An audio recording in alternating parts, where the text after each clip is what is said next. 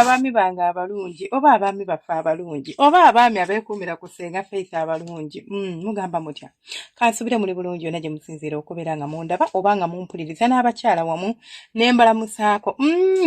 Olunaku olwaleero njagala kwogera ku nsonga ya kiwato. Abasajja amaanyi g'ekisajja gali mu kiwato tegali mu mubiri gwo gwonna. Ebyo muzina emmana ng'olinganga ayitiddwamu musisi ng'okankaniramu nkankanire tosobola kutuusa mukazi ku ntikko yadde n'okumuwoomera. Omanyi waliwo okutuusa omukazi ku ntikko n'okuwoomerwa omukyala n'akuwoomerwa n'abeera nga tatuuka naye nga tolina ky'omugamba nga ye by'omukola bimukolera ng'anyumirwa naye agamba bannaye nze ebintu byankola binkolera yadde tasammula ng'alikkiriya naye ozina otya emmana ng'okankana bukankanyi bw'oti ng'olinganga omuntu akubiddwa amasannyalaze oba omuntu agize ayitiddwa musisi.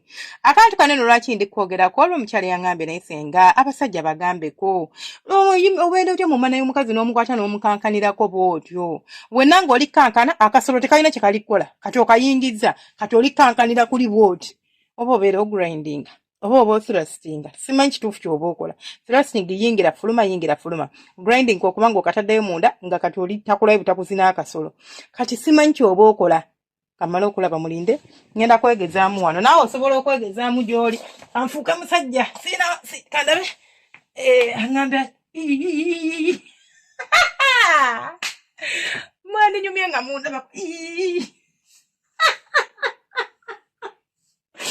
kati oba njini kati anyways abasajja banyeenya kiwato baddaalingi bantu abalungi onyeenya kiwato.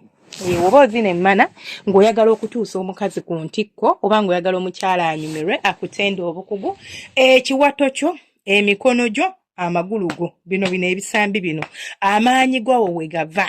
Bw'oba oyagala okubeera ng'omukazi akuwoomerwa onyeenya kiwato nga ffe omutugamba nti tunyeenye ekiwato naawe bw'okinyeenya bw'osimba omukyala bw'oti omukira bwe ng'otandika okunyoola ekiwato nyoola ekiwato omukira gulyoke guyingire ne bw'oba okola yingira fuluma nyola kiwato omubiri gwange tegulina kye gubadde gusigadde guli faamu mu kifo gusigadde guli nja bakolerayo emisomo egya live kuba kati bino sisobola bikolera ku YouTube bonsi yeetaagayo omusomo nga guli live nembalagako ne magaba bannange muva ku bino ebya live streaming ngamba live naye nze saagala misomo gy'abantu anyway eyo tuveeyo.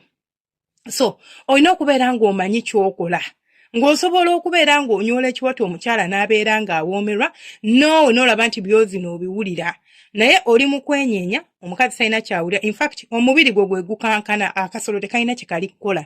Ekiwato kyo kye kirina okwenyola akasolo katambule kubanga akasolo kali wano mu kiwato tekali eno waggulu mu kifuba kyo kyonyeenya oba omubiri gwonna wonna weenyeenya okufaako obufi.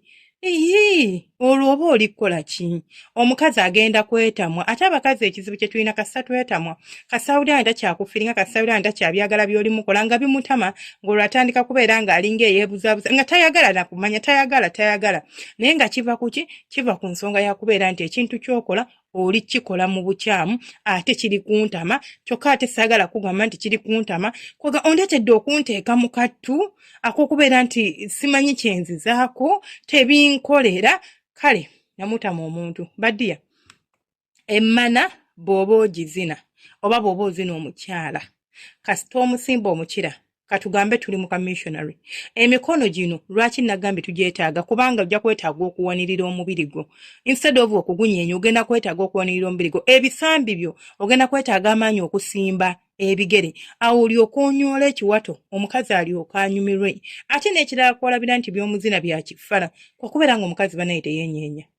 Mwagala nnyo abakazi okusikina mwagala nnyo abakazi okubeera active mu kwezina abakazi ebiseera ebisinga okubeera ng'alinga omugogo gwamuviirako kuba ng'omugogo kati gweyagala ndi acting kuki bannange oyagala nkole ntya?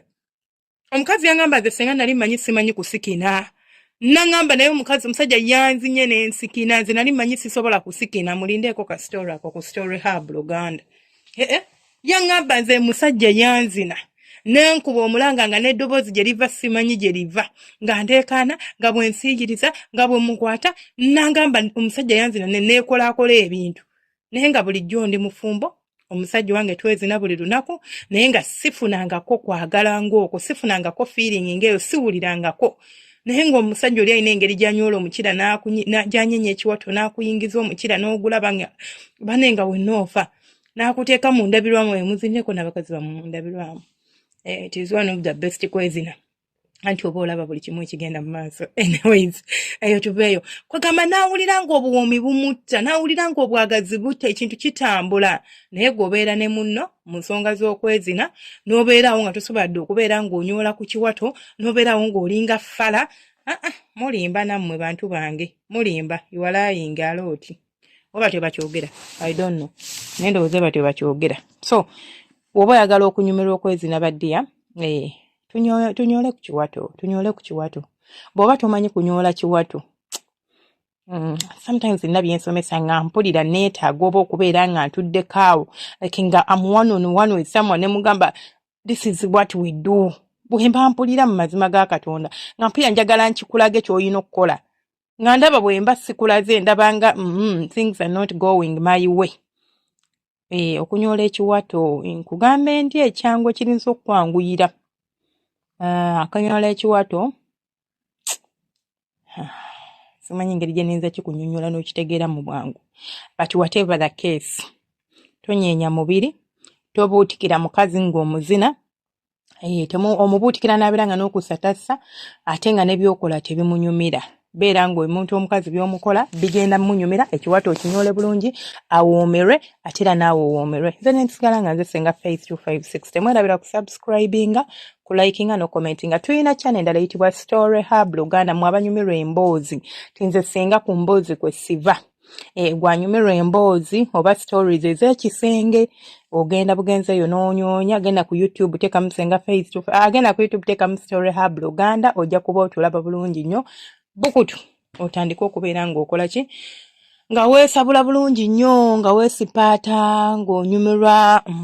Nekya tuyina TikTok account eri mu manya ga Ssenga Faith 256, osobola ogenda n'ofollowinga. Tuyina Facebook page eri mu manya ga Ssenga Faith 256, naye osobola okugenda n'ofollowinga. Tubeera ne live streams buli lunaku wano ku Ssenga Faith ekiro.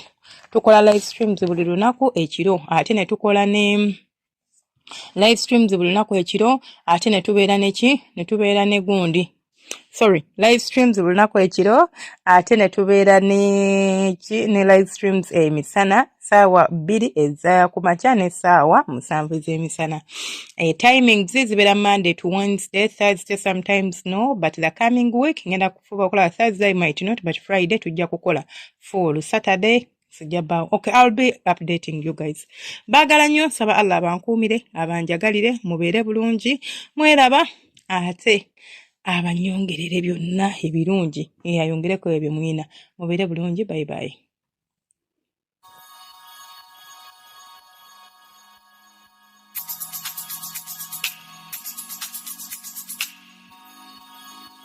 Yeah.